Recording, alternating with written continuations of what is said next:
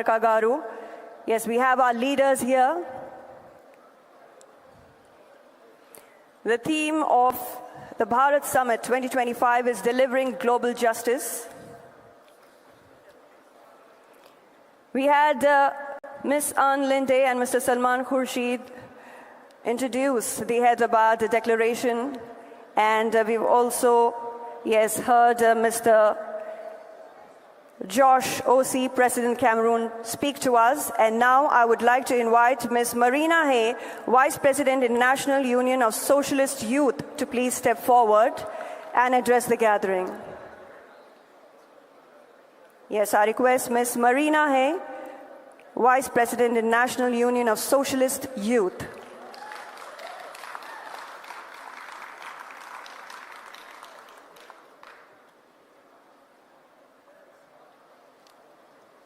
Thank you so much.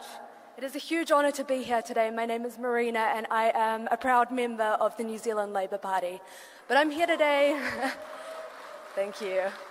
But I'm here today to represent the International Union of Socialist Youth, which was founded in 1907 to confront growing nationalisation and nationalism and militarisation, much like we face today. But we are now an organisation of 136 member organisations from 100 plus countries around the world. I've been very pleased today to see so many young people involved in this conference, and it's been an honour to have so many UC delegates represented across the panels. I believe it's very important to have youth at our tables, especially as we confront issues like climate change, polarisation, especially within our young generations, and a rapidly changing media environment. I also think it's especially important to have young women at the table when we face growing misogyny, restricted reproduction rights, and gender-based political violence growing across the world. My request today is simple and I will keep it very short. We are a people-powered movement, and the more connected we are, the more we can achieve. We have many UC delegates here today, and I ask that you please approach us to connect us with your young politicians, your young activists, and your young academics. We're here to grow and strengthen our movement and the fight against the right. And I'm very much looking forward to hearing the rest of the inputs today. Thank you so much.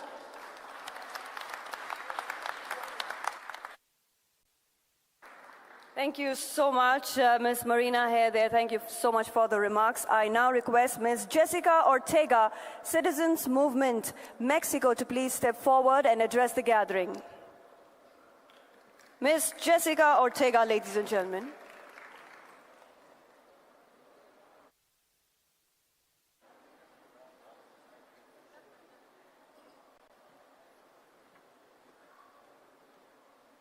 Muchas gracias. Primero quiero agradecer al gobierno de Telangana por esta hospitalidad, a todas y a todos los delegados que nos encontramos hoy aquí en esta importante reunión.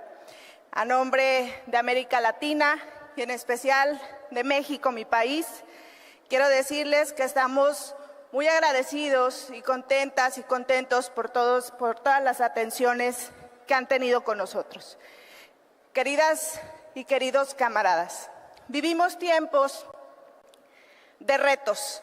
Los partidos progresistas tenemos la responsabilidad histórica de unificarnos, de articular una agenda común, de mostrarnos como la mejor alternativa política para el mundo. Por eso reconozco este encuentro y deseo que todo lo compartido aquí tenga un gran beneficio. Gracias por todo. Mi reconocimiento a Macris Cabrera, al frente de la Alianza Progresista, por todos los esfuerzos que hoy se han generado. Muchas gracias y tengan buen regreso todas y todos.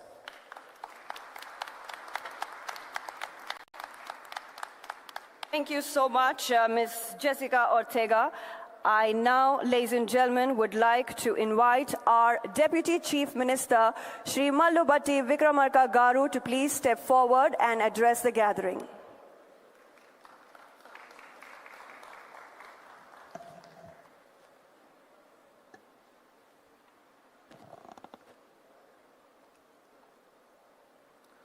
respected our beloved leader, Sri Rahul Gandhi ji, leader of opposition Lok Sabha, Honorable Chief Minister Sri Revanth Reddy Garu, my cabinet colleagues, senior leaders from AICC and NDA Alliance, leaders of Progressive Alliance and Progressive International, and all the delegates. I am privileged to welcome all of you to the ongoing Bharat Summit on behalf of Government of Telangana. It is a matter of great pride for us to have been given this opportunity to host this amazing global event here in Hyderabad.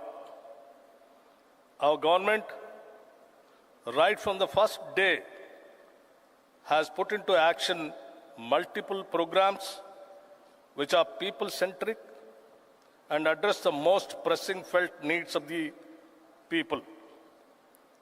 The presence of all of you here has given us the right platform not only to showcase what we have done, but also learn and imbibe the most practices of non-violence, freedom, peace, and global justice on the lines of Nyay, which is our leader, Sri Rahul Ji's vision.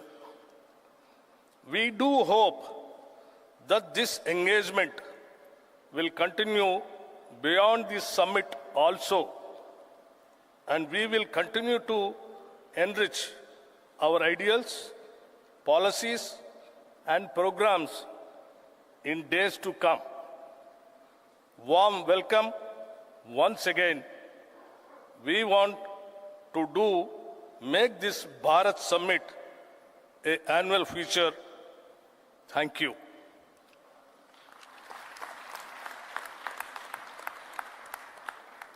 Thank you. Thank you so much, sir, for the remarks, and thank you for the inspiring words. Ladies and gentlemen, Telangana government is organizing this first Bharat Summit in Hyderabad, and ever since the new Congress government assumed office in December 2023, our Honorable Chief Minister, Shri A. Revanth Reddy Garu, has started delivering people-centric development programs and schemes right from day one, uplifting the social status and standard of living of all citizens of Telangana state through various welfare schemes ushered under the Praja Palana program, marking the initiation of extensive initiative aimed at understanding and addressing the needs of the people at grassroots level.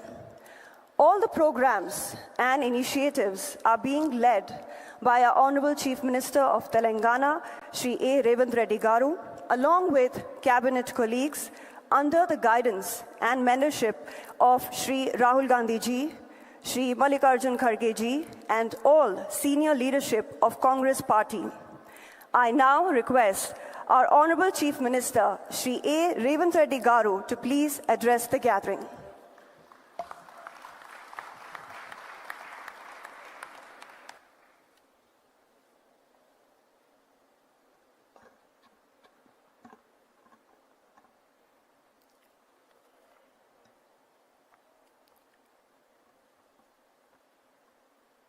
Good afternoon, friends.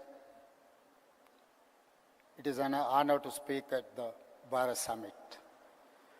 Leaders, intellectuals, changemakers, and activists from different countries, I welcome you to the state of Telangana and its vibrant capital, Hyderabad. Telangana has a rich history, tradition, culture, and heritage. We were part of state called Andhra Pradesh and fought for many decades for separate state. The leadership for education came from students, trade union workers, farmers, and women. It's because of their fight, we got separate state. However, for 10 years, dreams and aspirations of people were not fulfilled. They were deeply disappointed. When Congress government got elected, expectations were high.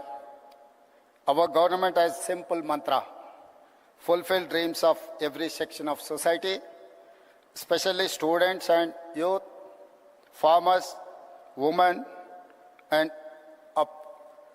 oppressed castes. We have launched some of the biggest welfare schemes in the history of India. On August 15, 2024, we paid rupees 20,617 crore to 25,50,000 farmers totally debt-free. On India's Independence Day, farmers of Telangana found free from debt. This is biggest loan waiver in India for any state. Farmers in my state get 24/7 free power. We gave a crop input subsidy named by Rait Bharosa of rupees 12,000 per year per acre of land. An annual support of rupees 12,000 per family is given to landless labor with Narega cards. Together, we give over rupees 20,000 crore annually to agriculture sector, farmers with land and landless labor combined. We are able to do justice to agriculture and farmers and the farming ecosystem. Farmers are seen agitating for minimum support price. In my state, in many states, in Telangana, we give minimum support price and additional paddy crop bonus of rupees 500 per quintal. Telangana farmers are making profits after we introduced bonus scheme.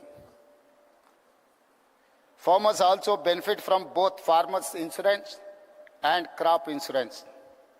And also students were at the forefront of Telangana education, but nothing was done for them. Their education or employment opportunities. Many youths pass out from college with a certificate, but no skills. For such youth, we started the Young India Skills University. There were no government job recruitment or notifications. When we took charge in the first year, we could fill over 60,000 jobs in government. We now launched Raju Yuva Vikasam to fund startup dreams, covering 5 lakh youth. The Congress party has a history of understanding what people need to different times and make policies to address those needs. Pandit Jawaharlal Nehru, first Prime Minister of India, focused on irrigation and education. Srimati Indira Gandhi focused on removing poverty through programs for roti, kapda or makan.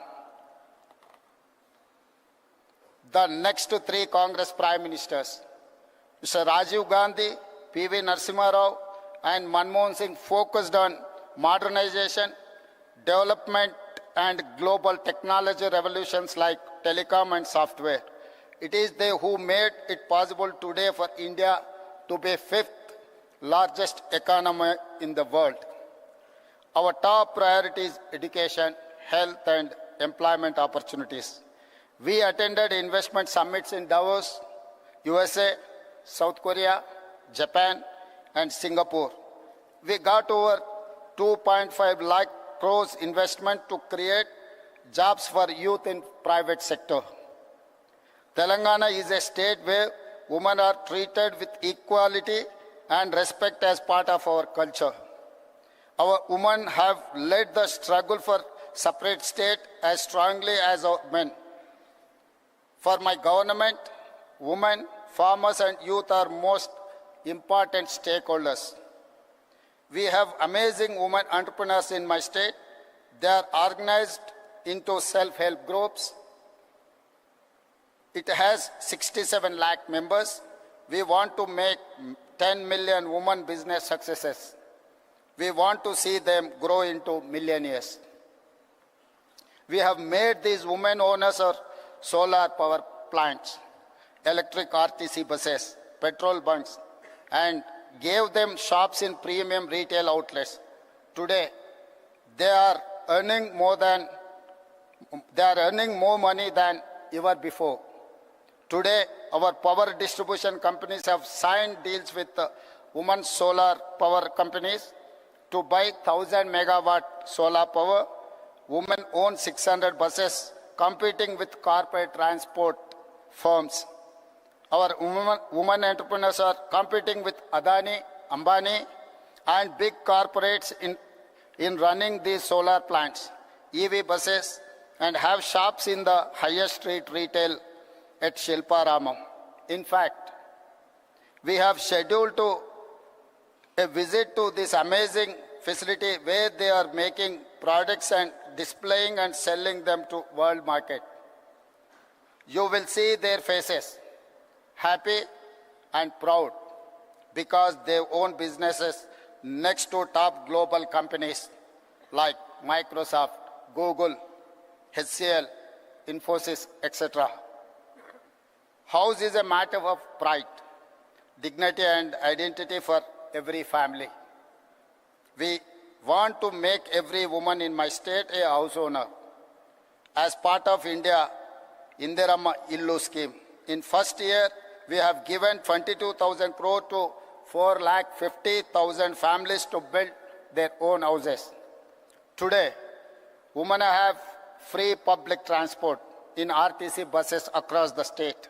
So far, in 15 months, we have spent 5,000 crore on the free bus scheme for women.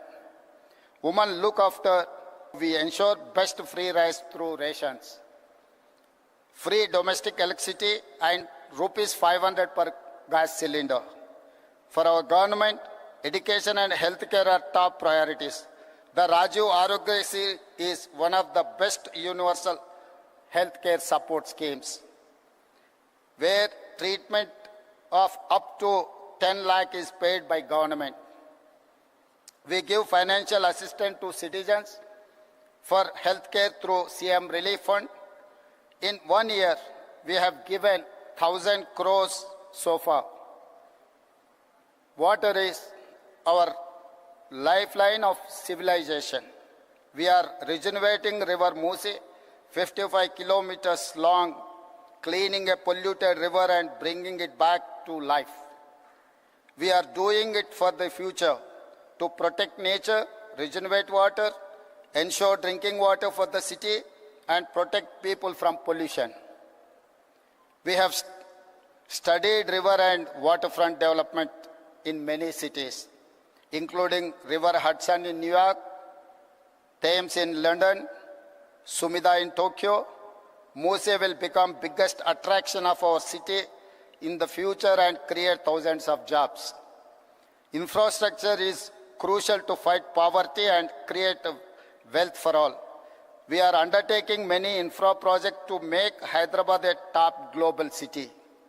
We are building future city, a 30,000-acre world-class city, a regional ring road of 370 kilometers long, and expanding our metro railway. You must have visited Charminar, Golconda Fort, Makkah Masjid, Hussain Sagar Lake, and Buddha statue. In times ahead, we will add many modern marvels. We are combining and balancing between needs for investments, jobs creation, economic growth, and welfare and environment for good governance. Our approach is simple: increase government revenue to share with the poor people. We are transparent and proactive in reforms. For example, we are setting up a gig and app workers' welfare policy. We have shared draft policy in public for feedback and suggestions.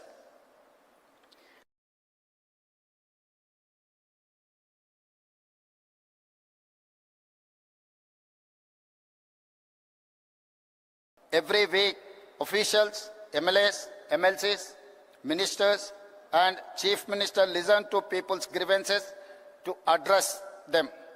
We have a portal to monitor entire program transparently. I am proud to share Telangana is the first state in India to conduct a caste survey. For nearly 100 years, no one conducted it. Empowerment of BCs is part of Telangana model. It is a reason why Telangana is rising. It is the reason why Telangana is a role model for OBC empowerment. We are first state in India to subclassify quota for Dalits to fulfill their age-old demand. Now, 15% SC quota is subdivided among subcastes. We are proud to say Telangana is rising because of Dalits are rising. I am delighted to share that Telangana is the first government to recruit third gender in our government as part of traffic police force. We will take them into other departments too. Implementing welfare, ensuring infrastructure and investment to create jobs and wealth, transparent governance and removing corruption is the hallmark for our government. We are already seeing results. Fastest growing economy with social justice, highest per capita income, fastest jobs creation, lowest inflation, best policing, highest own tax collections, rapidly emerging as a hub in many sectors like global competency centers or otherwise GCCs, EVs and data centers. Our work has started. We have to do a lot more. I invite all of you to please join this mission to change lives of people positively. You must use your experience, knowledge, skills to share the Telangana rising story and give us inputs to do better work. Tell the world what you have seen and witnessed. Tell the world about our vision, our work, our achievements, the transformation and people's views. Become the brand ambassadors of Telangana Rising. I wish you all wonderful time at Bharat Summit. Thank you. Thank you very much.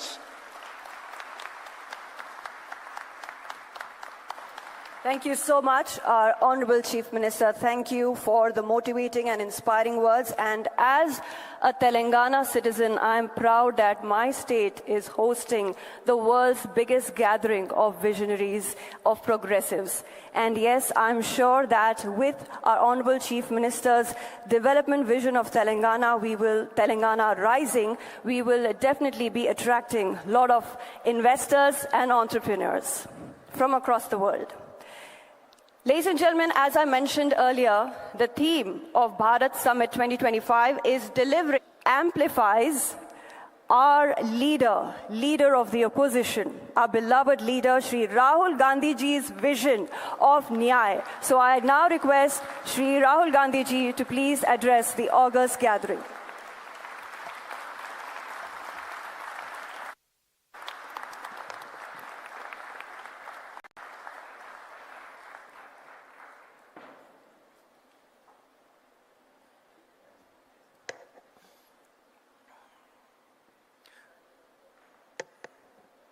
I'd like to welcome all the delegates from different countries who have come here for the summit. I'd also like to begin by thanking you for standing in solidarity with us against what happened in Kashmir a few days ago. I apologize. I was supposed to be here yesterday, but I was forced to cancel my visit here yesterday because I had to go to Kashmir and meet some of the injured people. I'd also like to thank Revant Reddy ji and the Telangana government for hosting this wonderful summit.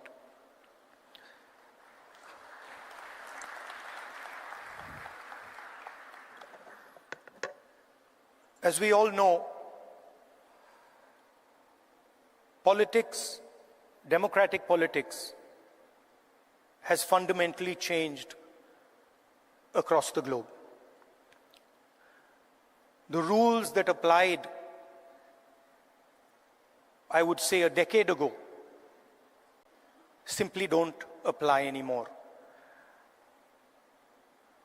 Sometimes when I speak to younger members of our party, I tell them that what was effective 10 years ago, the tools that worked 10 years ago, simply do not work anymore.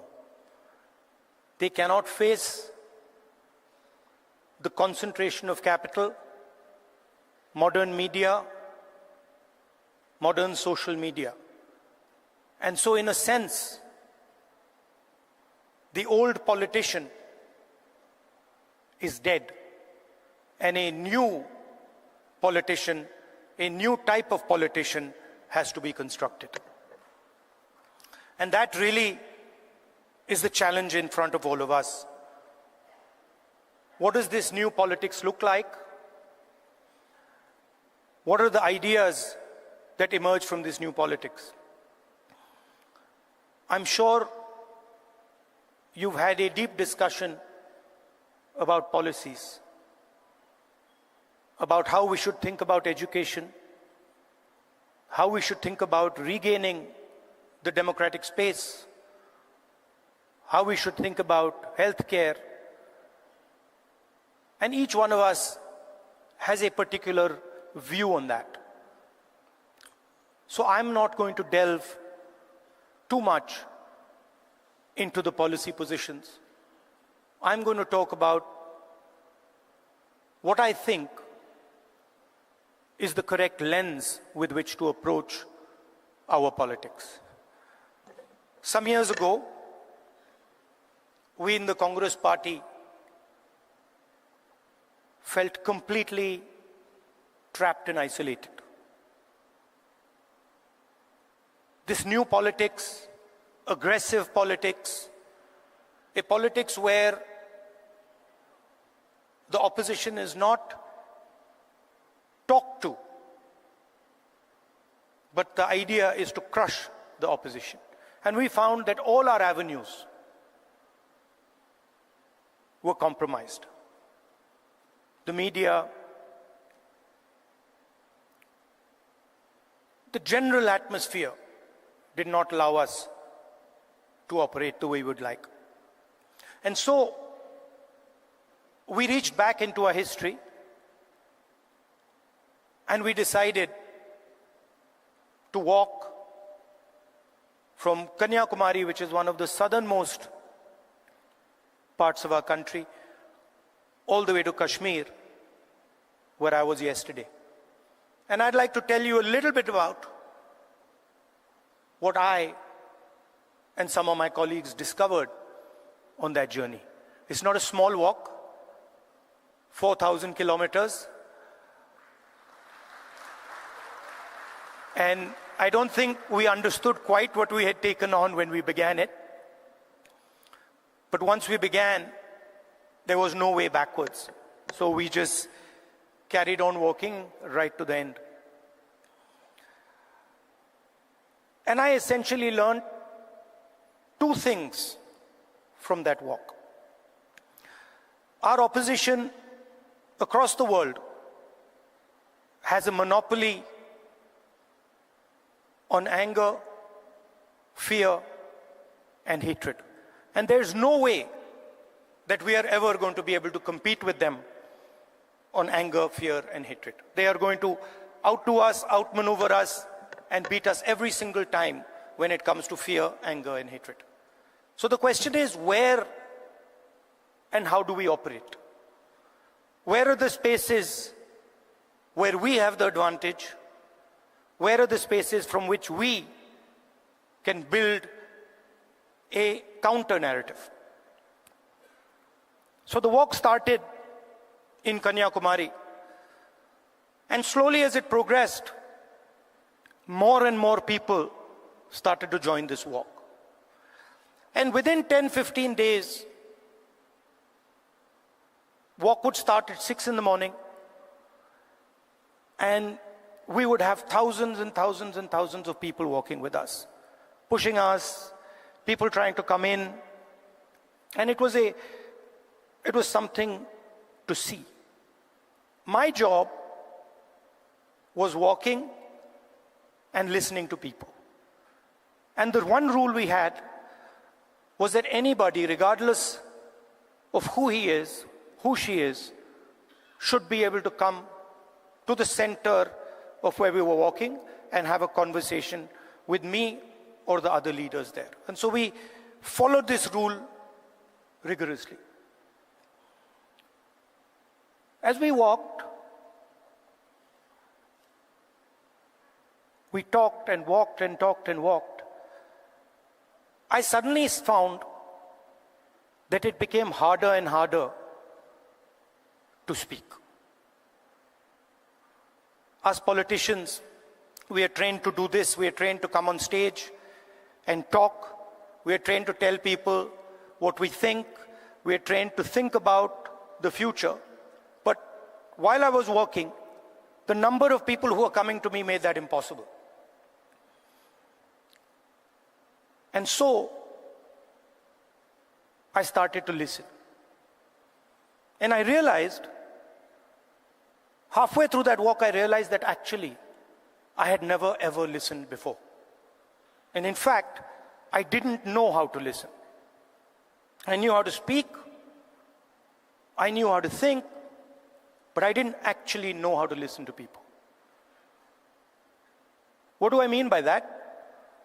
Whenever somebody was speaking to me, I would have a conversation going on in my mind.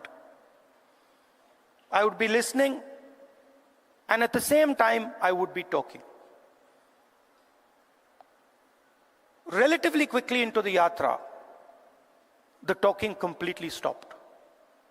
And all I was doing was listening to the people who were coming next to me. And I discovered that there is a completely different way of communicating with people, a much more powerful way of communicating. And that way involves me or us becoming completely silent and listening deeply to exactly what it is they're trying to say. I'll give you an example. The one that really struck me. We were walking. It was early morning, it was still dark. And this woman came running towards me, and she held my hand. And the moment she held my hand, I felt fear in her hand. I didn't say anything. And I asked her, "What's happened?" And then she started. And she said to me, I've come here to walk, but I have to go back. I have to go back quickly. I said, "Why?" She said, "Because my husband is beating me. My husband is thrashing me, and I have come here to this yatra." And then I said to her, I said, "What do you want me to do?" And she looked at me, she says, "I don't want you to do anything. I just want you to know that this is happening to me." And the moment she said that, her hand completely relaxed. And I realized that it was as important for her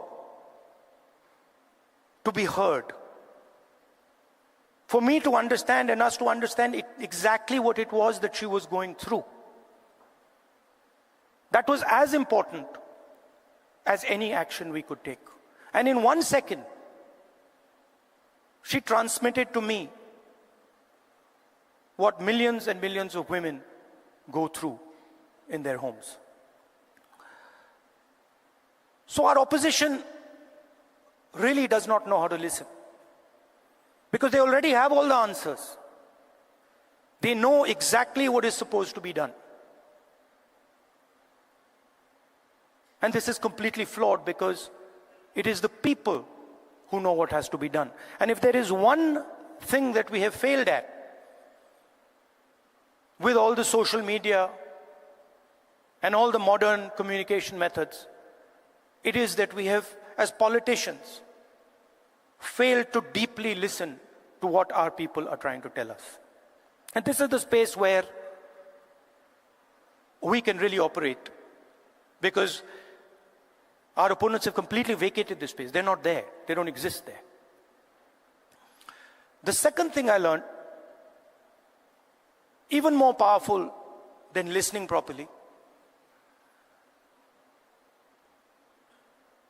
on the yatra, it suddenly struck me, something struck me, that when it comes to people I'm close to, my mother, my sister, my friends, I'm very comfortable using the word love. And it struck me that I'd been in politics since 2004. And I never ever used or expressed love to anybody. So I was saying to people that I want to help you. I was working hard to help people, but I was not expressing the reason I was working. And so on the yatra, I started to do so. Little girl came up to me running, and she said, "Uncle, I love you." And I was like, that's interesting. Why have I never said this before? Why have I never used this narrative that is the central narrative and the reason for what I do? And so I started. I would listen, and then I would use the frame of love and affection, and I would tell people that, you know, I love you very much. And something quite amazing started to happen. Till the yatra, I never used the frame of love, and nobody else used the frame of love. So I didn't have people coming up to me and saying, "I love you." And since I started using the frame of love, since I started saying to people these sort of uncomfortable words, that listen, I love you and that's why I do what I do, that's why I work, suddenly they started to respond. And today, in public meetings, on the street, people will stop me and say, "We love you, I love you." And the powerful thing about that is it starts the conversation at a place from where it's very, very easy to operate. Often we think that we are going to connect to people indirectly through policy, through the future. We'll help you with your children's education. We'll help you with finance. And there's a place for that. But there is also a way to connect directly to the persons present. Directly saying to them that the reason I'm standing here and the reason I'm doing what I do is because I have affection, love and affection for you. And it has completely changed my politics. It has made my life so much easier. It has made my ability to connect with people so much easier, I cannot tell you. On the yatra, we got a slogan. The slogan in Hindi is "Nafrat ke bazaar mein mohabbat ki dukaan." which people who understand Hindi will translate. But what it basically means is that in a marketplace of hatred, you are opening a shop of love. Now, this slogan became very, very powerful in India. The idea that no matter how much hatred someone spreads, the biggest and most powerful way to disrupt them is not to copy them, not to argue with them, not to fight with them, but right in front of their hatred, to place the idea of love and affection. So that, I think, is a framework, a potential framework for our politics. We can disagree on policies. In fact, I'm sure that every single one of us will disagree on some policy matter or the other. But the lens we use, we can all agree on. Their lens is hatred, their lens is fear, their lens is anger. Fear leads to anger, ossified anger is hatred. And our lens should be that which cuts their lens. Our lens should be love, our lens should be affection, and our lens should be listening to the wishes and the will of the people we are supposed to represent. I'd like to thank all of you for coming here. It's an honor for me to listen to what you're saying, to work with you, and I'm confident that this summit will generate the ideas that we need to build a new politics in India and the rest of the world. Thank you very much.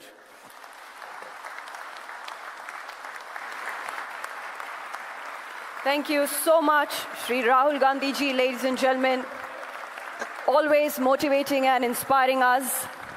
And through this Bharat Summit, our leaders, Srimati Sonia Gandhi ji, Shri Rahul Gandhi ji, and Shri Mallikarjun Kharge ji, we hope to start, and we have, I should say, already started, a global progressive movement where we want to show that Swaraj, Ahimsa, Satya, and Aparigraha are the only way to create a just and liberal world order. Ladies and gentlemen, we now will be watching a solidarity video message from Mr. Wayne Swan from Australia. So can we have the AV, please?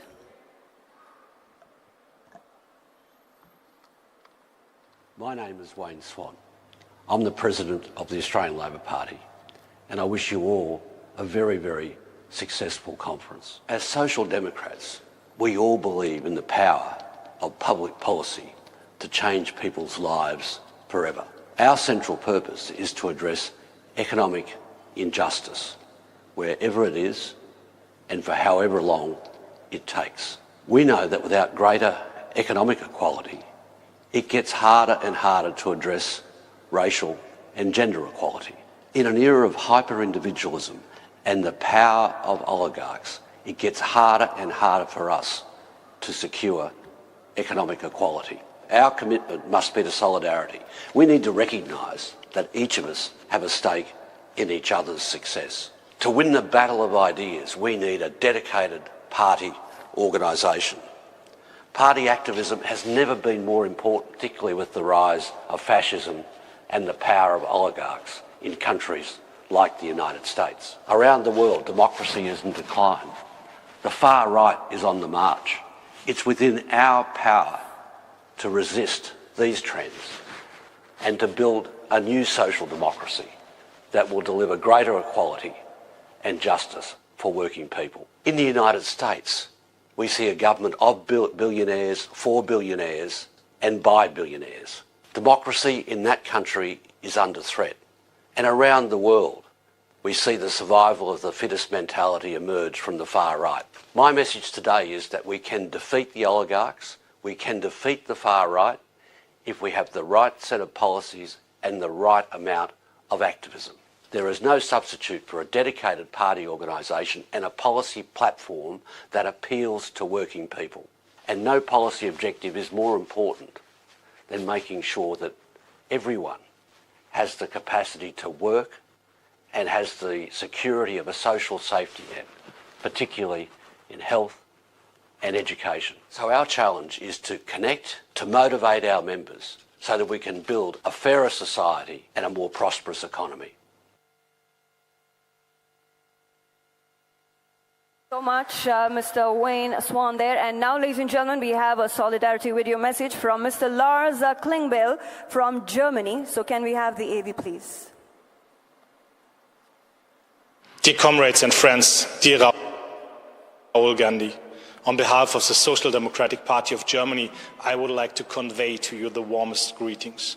I would like to thank Rahul Gandhi and the Indian National Congress for hosting this international conference. Unfortunately, I cannot take part today. As many of you know, we are in the midst of forming a government in Germany. Dear friends, the issues we're facing in Germany and in Europe are closely connected to the topics you are discussing on your conference. Our international rule-based order has come under great pressure. Almost on a daily basis, we are witnessing attempts to disrupt, to undermine, and to circumvent the rules, values, and institutions that define and structure the very ties that bind us together in this world. Unfortunately, we are witnessing the increased questioning of these achievements. Threats, blackmail, and strong armed tactics are replacing negotiations and the belief in corporations and the search for common interest. Attempts are being made to replace the rule of law with the rule of might. These developments must be stopped. We need to return to the universal acceptance of the rule of law. We need to strengthen and improve the institutions of our international rule-based order. Dear Rahul and dear friends from the Indian National Congress, I would like to thank you for organizing and hosting this international conference. In the face of recent developments, an international conference that aims to discuss how to deliver global justice is more than timely. I take it as a sign for hope that members from Progressive Alliance, Progressive International, and a delegation from the Socialist International are convening together on this weekend in India. This conference and the work you are doing is vital to find the answers to the pressing questions of our time. In order to battle the rise of right populists, we need progressive, democratic, and social responses. Dear comrades, this conference is an important step to the right direction. I look forward to further strengthen our cooperation. Let us contribute to a world that is safer, more just, and enables us all to live in dignity, prosperity, and peace. I wish you a successful conference. Thank you so much, Mr. Lars Klingbeil there. And now, ladies and gentlemen, we have our distinguished international leaders here present, and I will be introducing them onto the stage to speak to all of you. So I now request Mr. Giacomo Filibeck to please step forward and address the august gathering.